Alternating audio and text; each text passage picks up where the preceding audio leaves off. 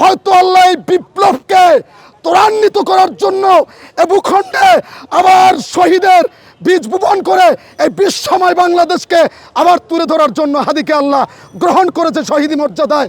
এটা আমাদের কষ্টের কোনো কারণ নাই। বুক ফেটে আর্তনাদ হয়, মাওলার দিকে তাকাইলে শান্তি পাই। আপনারা সকলে জানেন যে আমাদের প্রাণপ্রিয় হাদি আমাদের রাষ্ট্রের সম্পদ। আমরা হয়তো 100-200 বছর এমন সম্পদ অর্জন করতে পারবো কিনা সেটা আমরা জানি না, কিন্তু আমরা আমাদেরকে স্যাটিসফাইড মনে করি। আমরা আমাদের জীবনকে ধন্য মনে করি যে জীবনে আমরা কাজী নজরুলকে দেখি নাই, দেখেছিলাম বিদ্রোহী বিপ্লবী এক রণাঙ্গনের সেরা সাহসী যুবক, বীরোত্তম বীর শহীদ শরীফ ওসমান হাদি ভাইকে আমরা দেখেছি, তার সাথে চলেছি। তার ইনকিলাব মঞ্চে আলহামদুলিল্লাহ আমি অনেকবার এসেছি। সেই ভাই আমাকে যে আপ্যায়ন করেছে, তার যে সহমর্মিতা, যার আতিথেয়তা, তার যে কথা, চিন্তাধারা, নীতি নৈতিকতা, ইতিবাচক, এগুলো আমাকে কয়েকটা দিন যাবৎ আমাকে অনেক ব্যথিত করেছে। অনেক কষ্টে আমি আছি।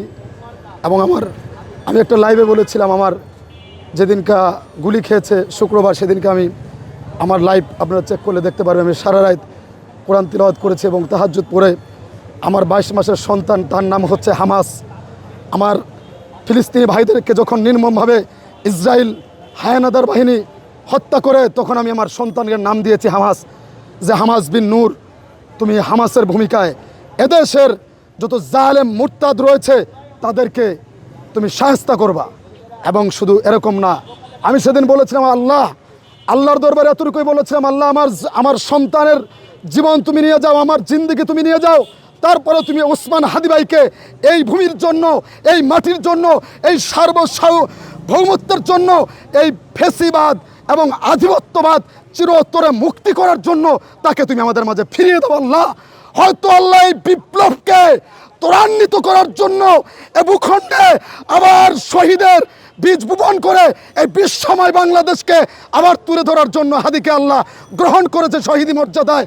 এটা আমাদের কষ্টের কোনো কারণ নাই। বুক ফেটে আর্তনাদ হয়, মাওলার দিকে তাকাইলে শান্তি পাই। সাদি ভাই বলেছিল, আপনারা কেন কষ্ট পান? আর আমি মোল্লা তো জান্নাতি, আল্লাহ আমাকে গ্রহণ করবে। আমি মুক্ত আকাশ দিয়ে, আমি পাহাড় ছেদিয়ে, আসমান ছেদিয়ে আমি আল্লাহর আরো সে মাথা জমাবো। আমি দুনিয়ার কোনো আধিপত্যবাদের বিরুদ্ধে, দুনিয়ার কোনো আধিপত্যবাদের পক্ষে আমার কণ্ঠ থামবে না। এই কণ্ঠ আমার কোত্থেকে আসছে? এই কণ্ঠ হাদি ভাইয়ের সাথে আমি থেকেছি, বসেছি, খেয়েছি। আমার মোটর সাইকেল করে বিভিন্ন জায়গায় শাপলা চত্বর থেকে এই ইউনিভার্সিটিতে আমি এনেছি। আমি ঢাকা আলিয়ায় মাস্টার্সে পড়তেছি, কামেলে পড়তেছি। আমি হাদি ভাইয়ের চিন্তা চেতনা, তার কণ্ঠস্বর আমার মধ্যে, আমি আজ পর্যন্ত আমার জন্মের পর থেকে আমি কোনো কাউকে দেখিনি। এত বড় বড় ওলামায়ে কেরামদের সাথে চলেছি, তারাও এদেশের জন্য কাজ করে। কিন্তু হাদি ভাই ছিল একনিষ্ঠ দেশপ্রেমী, এই বাংলাদেশ প্রেমী। বাংলাদেশ নিয়ে যারা ষড়যন্ত্র করতে চায় তাদেরকে হাদি ভাইয়ের যে বার্তা আমাদের হৃদয়ে লালন করব। আমরা প্রত্যেকেই হাদি হব। প্রত্যেকটা ঘর থেকে আল্লাহ পাক যেন এক একজন হাদিকে এই দেশের জন্য মুজাহিদ হিসেবে আল্লাহ পাক পাঠায়। এটাই আল্লাহর দরবারে আমাদের চাওয়া।